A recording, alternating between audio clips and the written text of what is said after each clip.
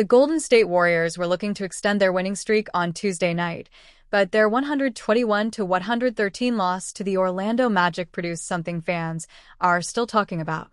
In the final seconds of the first quarter, Jimmy Butler and Buddy Hield had a miscommunication that turned into one of the funniest moments of the game. Hield cut toward the lane and could not secure the pass, leading to a turnover and an easy layup for Desmond Bane. During a brief stoppage, Butler turned to Hield and dropped a deadpan line, "I'm never passing you the ball again." The moment quickly circulated online, adding another chapter to the lighthearted chemistry Butler and Hield have built since Butler arrived in Golden State back in February. Despite the joke, there is nothing negative behind it. Butler and Hield have developed one of the league's most entertaining relationships since Butler joined Golden State in February. The two have been trading playful jabs all year and have given the Warriors a shot of life with their energy and humor. Butler has even admitted that enjoying the game again was important after his final stretch with the Miami Heat, and his bond with Hield has helped bring that back. Warriors face bigger issue as Steph Curry reveals new ankle tweak. While the Butler-Hield moment brought some levity, the Warriors walked away with a more serious concern. Stephen Curry confirmed after the game that he tweaked his right ankle in the first half, aggravating the same area that bothered him against the San Antonio Spurs in Friday's NBA Cup matchup. ESPN's Anthony Slater noted in his update that Curry seems very iffy for Wednesday's game against the Miami Heat. Curry said he'll have to see how the ankle reacts after the flight and overnight recovery. "I tweaked it again in the first half tonight. I do not think it is anything crazy, but we will see how it responds," Curry said. Even with the ankle issue, Curry finished the night with 34 points on 12 of 23 shooting, including 7 of 15 from 3, along with 9 assists, 3 rebounds, and 3 steals in 34 minutes. Warriors' depth will be tested if Curry misses time. Wednesday's matchup in Miami ends Golden State's 6-game road trip. If Curry is unavailable, the Warriors will rely heavily on Brandon Podziemski, Will Richard, and Moses Moody to handle additional playmaking and scoring responsibilities. Curry has already missed 4 games this season, and Golden State has struggled to generate consistent offense without him. The Western Conference standings remain tight, and every game matters, but the Warriors know they cannot risk their stars' long-term health in November. Butler did his part to keep Golden State competitive, finishing with 33 points on an efficient 10 of 16 shooting night, along with 7 rebounds for assists and 3 steals. Still, the Warriors could not string together enough stops to close the gap. Golden State searching for momentum as road trip ends. Golden State finds itself balancing entertainment and urgency. The vibes are strong. Butler and Hield supply personality. Curry remains elite when healthy. But the Warriors are still searching for sustained momentum, and Curry's ankle only complicates matters. For now, the focus shifts to Miami. If Curry wakes up feeling better, the Warriors will have a chance to close the trip with a stabilizing win. If not, Golden State will need a collective effort to stay afloat until their leader is fully ready. Just hours before the Portland Trail Blazers visit the Golden State Warriors, the team announced that guard Scoot Henderson will not be back anytime soon from his left hamstring injury. Instead of clearing him, Portland says Henderson will be reevaluated in 2 to 4 weeks as he continues rehab.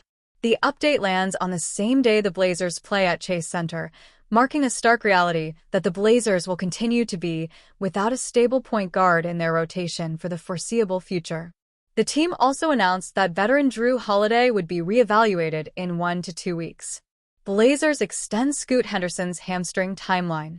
In the team statement, the Blazers said Henderson is progressing through the current phase of his rehab from a left hamstring injury and will be checked again in roughly 2 to 4 weeks, depending on how he responds. Henderson tore the hamstring in late September during an off-season workout, and the original estimate called for a 4 to 8 week path just to get back to basketball activities.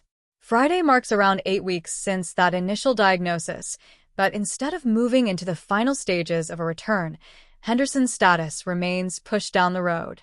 Recent reports already described him as still week to week and not yet cleared for full running or jumping, and this new timetable underlines that there is still no firm return date. For a former number 3 overall pick the franchise has billed as a long-term cornerstone at point guard, This is the kind of update Blazers fans were hoping not to see before a national attention game against Stephen Curry and the Warriors. What it means for Portland versus Warriors and beyond. Short term, Friday's news means Portland will keep leaning on its patchwork backcourt in San Francisco and on the rest of a 3-game road trip that also includes the Oklahoma City Thunder and Milwaukee Bucks. The Trail Blazers enter the Warriors game at 6-9, sitting near the bottom half of the Western Conference. Without Henderson, more ball handling and creation falls to Caleb Love, while wings like Deni Avdija continue to shoulder extra playmaking responsibility. The frontcourt, led by Jeremy Grant, also has to carry more of the scoring load as Portland tries to steal a win on the road and stabilize after a rough stretch. Long-term, this extended timetable pushes Henderson's real evaluation window further into the season. The Blazers are trying to figure out what their guard rotation looks like around Henderson going forward and how he pairs with the rest of the core. A lingering soft tissue injury delays those answers and keeps the franchise in wait-and-see mode with one of its most important players. Stats, schedule, and context for Scoot Henderson and the Blazers. Henderson has yet to play this season after the late September tear. Portland, meanwhile, is record 6-9 heading into Friday's matchup at Golden State. Next 3 games, at Warriors, at Thunder, at Bucks. Henderson status: out. Will be reevaluated in 2 to 4 weeks for left hamstring injury. Unless Henderson's progress accelerates dramatically between check-ins, the Blazers will have to navigate a tough stretch of schedule without the guard they once hoped would be running the show by now. Many people don't realize that the Golden State Warriors aren't in the greatest position. They have started the season 9-8, continue to have Jonathan Kuminga issues, and have no young, exciting pieces to take the reins when half their roster retires within the next couple of years. Having Stephen Curry helps, and their team isn't awful. Jimmy Butler, Draymond Green, and the rest of the team have provided all they can.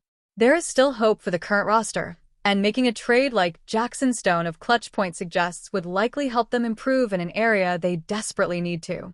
Horford has had an abysmal start to his tenure in the Bay Area, averaging 5.7 points on just 33.8% shooting from the field and 31.9% from beyond the arc, both steep drop-offs from what we saw from him most recently with the Boston Celtics, Stone said Wednesday. Coming into this season, many were anticipating that Horford could be one of the best big men of the Warriors' entire dynastic era, which is not a high bar to reach, even at the age of 39, but thus far, that has been far from the case. Stone is right. Horford has been awful, and the Warriors desperately need an upgrade in their frontcourt. Stone throws around names like Lauri Markkanen and Zion Williamson, but at this point, players of that caliber are unrealistic. Players like Robert Williams or Nick Claxton should be targets for the Warriors. Williams is an interesting name because, despite his history with injuries, he would be the perfect fit with the Warriors. Golden State ranks 20th in blocks per game and is in the bottom half in points allowed in the paint. Williams is a hyper-athletic big man who, when healthy, is a top shot blocker in the NBA. The Portland Trail Blazers would likely prefer freeing up minutes for Donovan Clingan and Young Hansen and can benefit from a buying team like the Warriors, who may give up draft capital in exchange for Williams. Golden State wishes Horford could produce like they expected him to, but since he can't, they should look to make a move.